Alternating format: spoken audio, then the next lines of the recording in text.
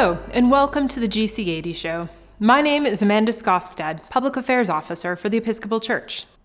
Today's guest is the Reverend Bernie Lindley, rector of St. Timothy's Episcopal Church in Brookings, Oregon. I had the opportunity to sit down virtually with Father Bernie. He and his sanctuary at St. Luke's, and I and the Episcopal Church's digital media team in our studio in New York City. In January of this year, the Episcopal Diocese of Oregon, together with St. Timothy's Episcopal Church and Father Bernie, filed a religious freedom lawsuit in Oregon federal court against the city of Brookings. This came about when the City Council created an ordinance seeking to curtail St. Timothy's feeding and hospitality ministry. Father Bernie, a bi-vocational priest, detailed his deep roots in Brookings as a third-generation commercial fisherman who was baptized and raised in the church he now pastors. We talked about what whole-person care looks like in ministry and the gospel call to accompany people who are on the margins. Let's take a look. Father Bernie, welcome, and thank you so much for joining us today. Thank you for having me, Amanda. Father Bernie, I wonder if you could talk a little bit just about Brookings, Oregon. Tell us about the place. I think I recall that you grew up there. I did. Tell us about it. The community is in the very southwestern extreme corner of the state of Oregon. So if you see a map, Oregon's essentially a square, and we're right in the corner. And so we're a coastal town. We're a logging and fishing community traditionally. We've kind of become a tourist community now, but that's if tourism is an industry, we're trying to latch into that. But I'm a third-generation commercial fisherman myself. I'm bi-vocational, and even as I continue to be the vicar here of St. Timothy's Episcopal Church, I still fish during the winters for Dungeness crab with the boat that my dad and I co-own. I was raised here. My wife and I went through high school here. We met when we were in junior high, and we went to college up in Salem, Oregon together, a place called Willamette University, and came home to raise kids. As we started doing that, eventually I felt the call to ministry and seminary and all the different things that were involved, and was allowed to come back and serve this parish that I grew up in. And it's kind of a strange deal. Last summer, I laid to rest 2 of my former priests. Wow. Yeah. Oh, wow. So the one from when I was a teenager, and then my predecessor. And not only that, there was a third priest that I laid to rest that is from a neighboring community that I also saw as a mentor. So a weird, surreal experience to now be in the office that my predecessors had formerly been in. Wow, that is some rootedness in your community. Thank you for sharing that. Can you talk a little bit about, St. Timothy's is so much a part of your life and your history, and I know it's also a really important part of the community there. And I wonder if you could tell us a little bit about the outreach and the ministry and the impact that St. Timothy's has had over the years, and maybe particularly in the past couple of years with the pandemic and the many needs that have arisen in your area. Back in the, I guess it would have been in the late 80s, when my wife and I were off to college, St. Timothy's hosted the food bank, and the food bank was started by the Lutheran pastor in town, but they hosted it here in our parish basement. And this was when you were in college? Yeah, when I was in college, that happened. So So when it started, I wasn't present for that, but when I came back, it was still in the basement. So we've had a history of, for the last 40 some odd years, of trying to be actively involved in our community. And when I became vicar in 2008, we had the opportunity to start, how these things happen, somebody says, hey, wouldn't it be great if we started feeding people with a kitchen? And so we started doing that on Tuesdays back in 2009. And we were doing that in a community effort. We call it the Community Kitchens Ministry. So there's other churches involved, not just us. Mm-hmm. So what kind of churches are partnering with St. Timothy's? So the Seventh-day Adventists, initially, they started this with Mondays. We were Tuesdays. The next church to come online was the Roman Catholic Church up the street. So they took Wednesdays. And then the Presbyterians took Thursdays. The Lutherans took Fridays. And then Saturdays it was a couple of women that knew each other that wanted to be part of it. They got their funding from the Rotary Club. And then during the pandemic, the Catholics and the Lutherans closed their kitchens. And so we picked up those days, Wednesdays and Fridays. And the Presbyterians continued to feed all the way through the pandemic on Thursdays. So we were feeding at the height of the pandemic, we were feeding 6 days a week. And there was kind of a concern, well, we're going to run out of volunteers. Well, that's not a problem for us because the people we serve are also the people that do the ministry.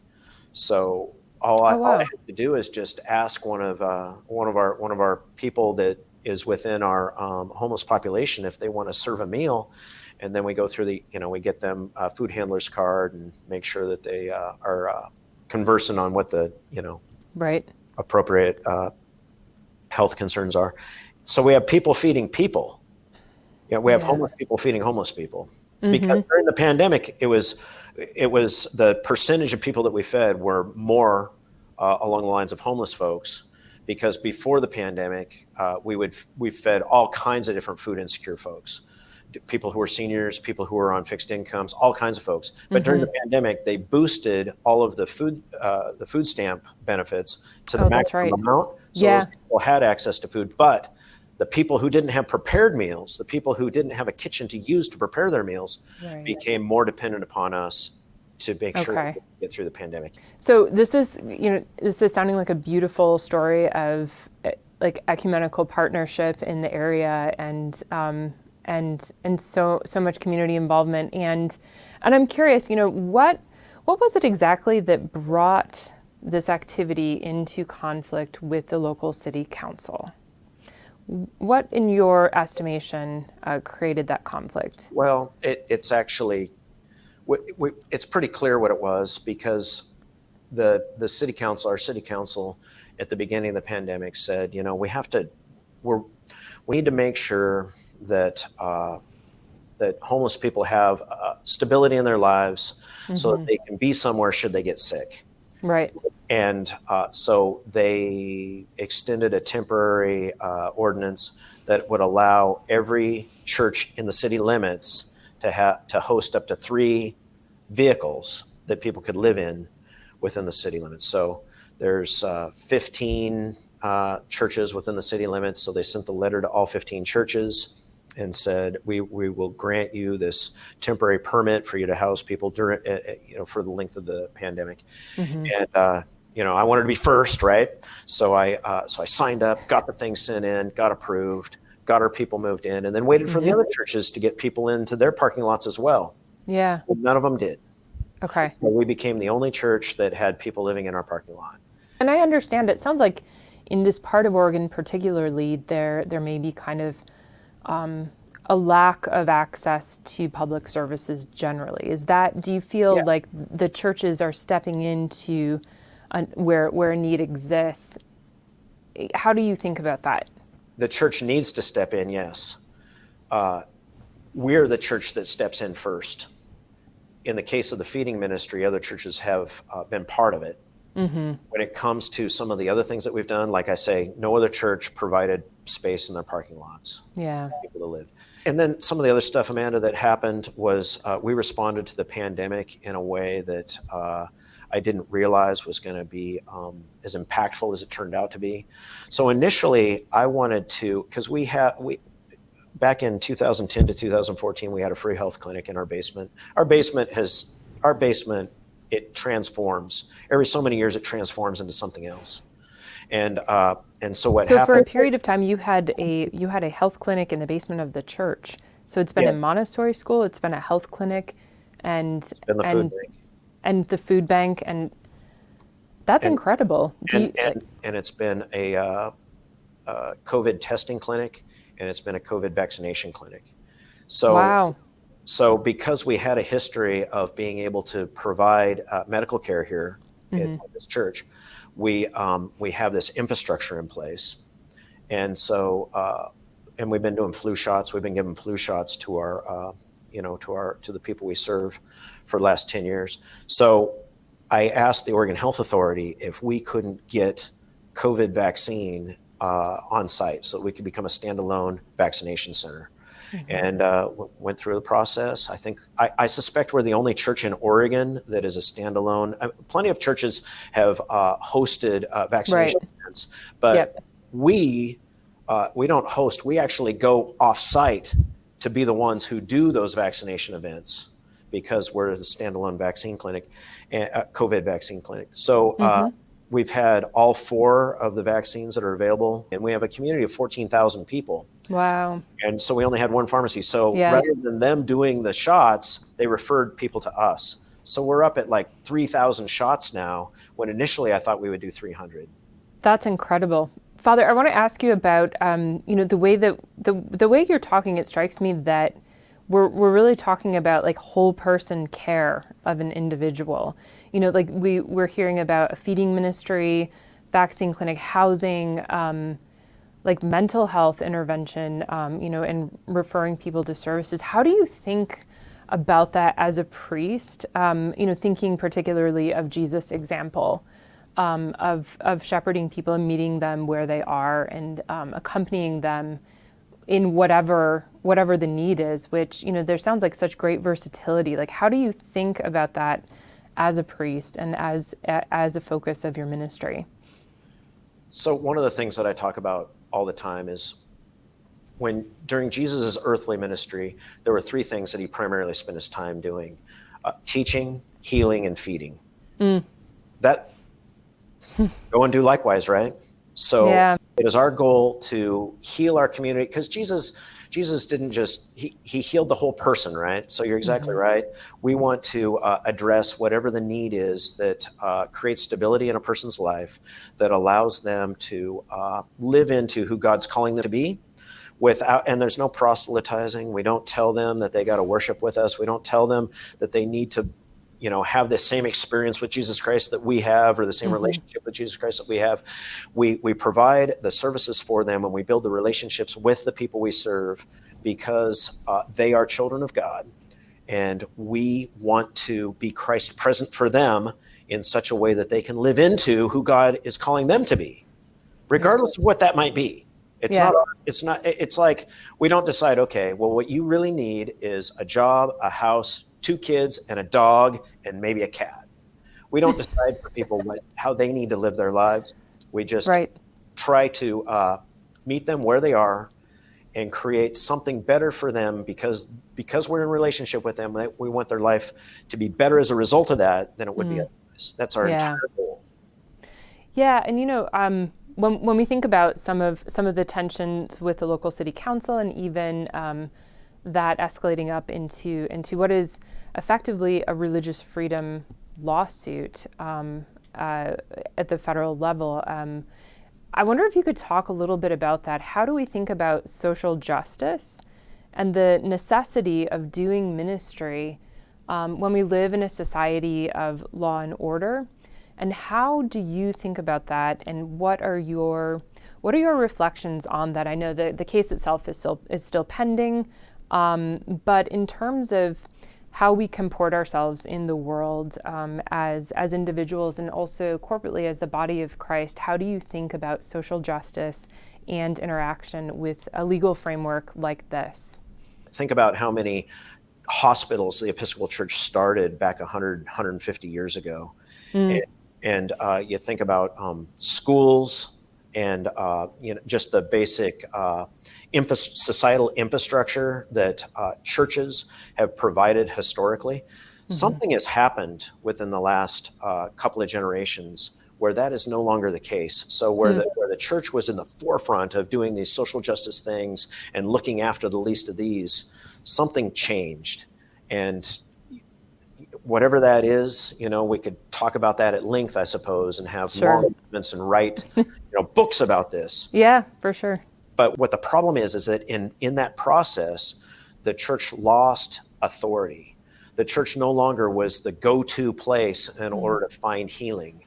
spiritually, physically, emotionally. The church in general became social club stuff where we just kind of looked after each other, and there was us, and then there was the world, and we weren't really looking for the two to meet so much. We weren't really looking to see opportunities on where our community and our church would serve each other, and we need to turn that around. That's who we're called to be in this place. We're called to become a vital part of our community, not a vital thing just for the people who sit in the pews, but a vital part of this place that we call Brookings Harbor. And one of the things that I didn't mention earlier, when we were doing the COVID vaccines, when the need came during that Delta surge, we started doing COVID testing, because testing was not readily available in our community. Right. Yeah. There was no in-home kits, and so we tested we've done like 5,000 tests over the course of, and we've identified something like 700 positive cases in our community. And the Oregon Health Authority asked us to, we didn't even apply for this grant. They gave us $410,000, and they said, we want you to partner with these other organizations in town that they already financially supported. We want you to make sure that those people can successfully quarantine by paying their rent, by paying their utilities, and by getting them groceries, so that they do not have to leave their homes while they're quarantining. Okay, so just to clarify, Father Bernie, the Oregon Health Authority came to you with $410,000 and said, please, can you help people have places to live in quarantine? I did not fill out an application for that grant. That's incredible. And the primary thing for us to do is to do the thing that we've always done, and that is to support people who are on the margin so that they can get through a crisis, which when somebody has COVID and their whole family has COVID and their kids have COVID and they're isolated, they can't work, it's a crisis. And so the thing that we've always done to support people in crisis is what the Oregon Health Authority gave us money to continue to do more effectively. That's incredible. Father Bernie, I want to just ask in closing, what's going on right now? The feeding ministry continues, correct? Yeah, so we're the ordinance that requires to get a conditional use permit that we have named. So every time we feed people, we do that. We're breaking the law. We're violating that ordinance. And when they decided they were going to start enforcing that ordinance, was the very next day was the day that we filed our complaint in federal court. There's a thing called the First Amendment to the Constitution of the United States of America that doesn't just say we have a freedom of speech, it also says we have the freedom to exercise our religion without being hindered by a governmental entity. And when we feed people, that is how we exercise our faith. That is absolutely right. Thank you so much, Father Bernie. We really appreciate all the work that you're doing and all of your energy, and for being here with us today and for sharing with the whole church the good work that's going on in Brookings, Oregon, and particularly at St. Timothy's Episcopal Church. So Amanda, thank you for that. And I get a little bit animated, and I think maybe I was thumping on my microphone and making noises while I was talking. But let me tell you this: I think I'm in good company, because when I was in seminary, Bishop Curry came to the seminary and gave a sermon in our chapel, and he was at this pulpit, and there was an eagle. You know how on the East Coast there's these eagles carved into the pulpits. I thought that eagle was going to fly. I thought that pulpit was going to fall into the first pew. So when we talk about animated ministers, if I can emulate Bishop Curry in any way, that's my honor to be able to do that. And so anyway, I get fired up, but I think I'm not the only one. It's passion. We see it and we love it. Thank you, Father Bernie. There you go. All right. Thank you, Amanda. To find out more about this congregation taking seriously God's call to feed the hungry, visit sttimothy.episcopal.org. Special thanks to our partners at Church Pension Group and Trinity Wall Street and Bexley Seabury Seminary for making this show possible. I encourage you to learn more about our sponsors in the description and links that accompany this video.